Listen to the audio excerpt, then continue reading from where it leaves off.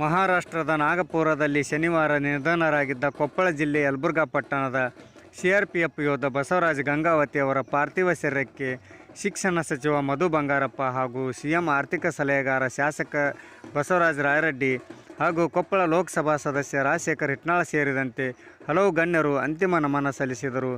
ಕೊಪ್ಪಳ ಜಿಲ್ಲೆ ಯಲಬುರ್ಗಾ ಪಟ್ಟಣದ 2ನೇ ವಾರ್ಡಿನ ಕಂಡೇರು ಓಣಿಯ ಯೋಧ ಬಸವರಾಜ ಗಂಗಾವತಿ ಕಳೆದ 22 ವರ್ಷಗಳಿಂದ ಸಿಆರ್ಪಿಎಫ್ ಬೆಟಾಲಿಯನ್ನಲ್ಲಿ ಕರ್ತವ್ಯ ನಿರ್ವಹಿಸಿದ್ದಾರೆ.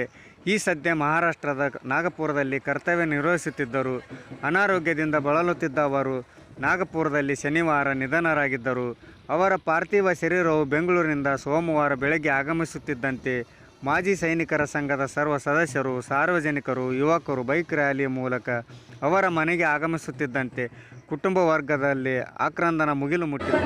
ಸಾರ್ವಜನಿಕರು, ಯುವಕರು, ಗಣ್ಯರು, ಶಾಲಾ ಮಕ್ಕಳು, ಸ್ವಾಮೀಜಿಗಳು ಯೋಧನ ಶರೀರಕ್ಕೆ ಅಂತಿಮ ನಮನ ಸಲ್ಲಿಸಿದರು. ಶ್ರೀಧರ್ ಮುರುಡಿ ಹಿರೇಮಠದ ರುದ್ರಭೂಮಿಯಲ್ಲಿ ಸರ್ಕಾರಿ ಸಕಲ ಗೌರವಗಳೊಂದಿಗೆ ಅಂತ್ಯಕ್ರಿಯೆ ಜರುಗಿತು. ವರದಿ VS ಶಿವಪ್ಪನಮಠ, ಯಲಬುರ್ಗಾ.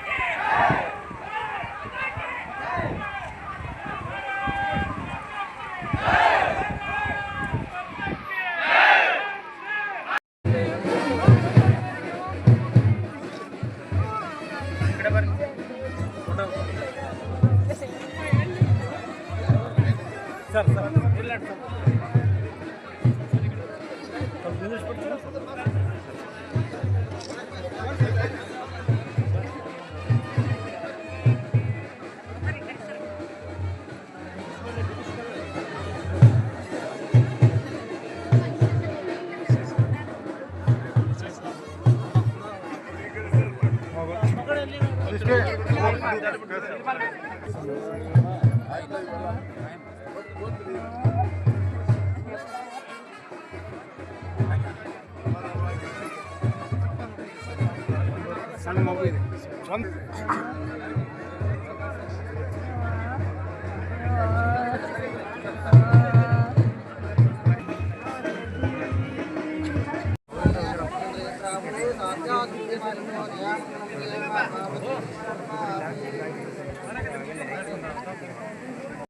ಕರ್ಕೊಂಡು ಹೋಗಿ ಮುಂದಕ್ಕೋರಪ್ಪ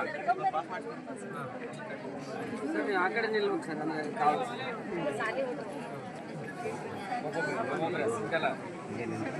ಅಂದರೆ ಅಲ್ಲ ಮಂಜು ಮಂಜು ಮಂಜು ಮಂಜು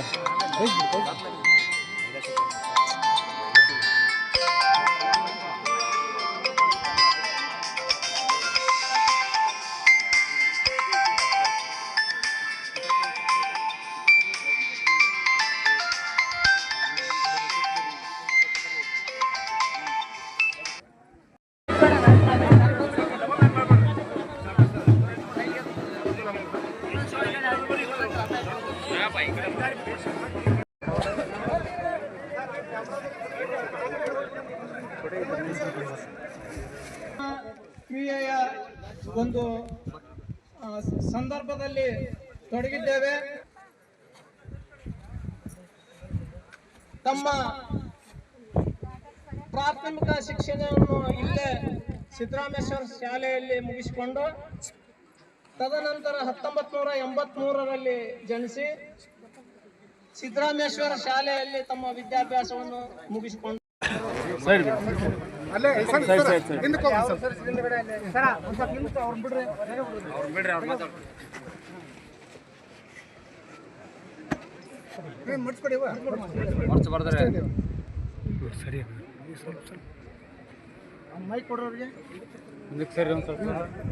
ಸಿಬ್ಬಂದಿ ವರ್ಗದವರು ಮತ್ತು ಪೊಲೀಸ್ ಇಲಾಖೆಯವರು, ಅದರಲ್ಲೂ ನಮ್ಮ ಯಲಬುರ್ಗಾ ಪಟ್ಟಣದ ಭಗತ್ ಸಿಂಗ್ ಯುವಕ ಮಂಡಳಿಯ ಯುವಕರು, ಸರ್ವ ಸದಸ್ಯರು, ಪದಾಧಿಕಾರಿಗಳು ಪ್ರತಿದಿನ ಈ 2 ದಿನದಿಂದ ತುಂಬಾ ಶ್ರಮಪಟ್ಟು ಅವರ ಸೇವೆಗೆ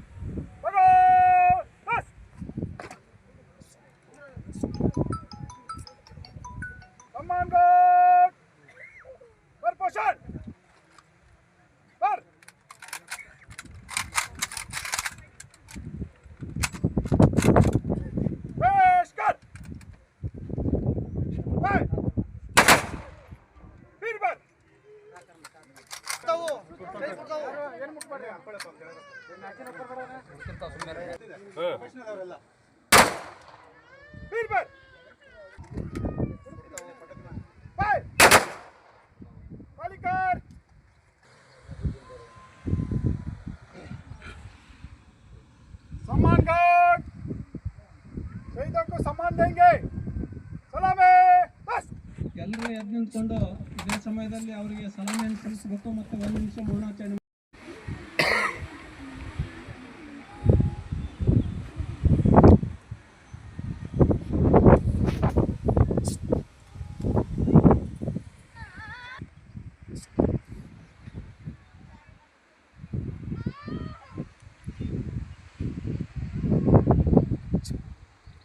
ಮೌನಾಚರಣೆ ಎಲ್ಲರೂ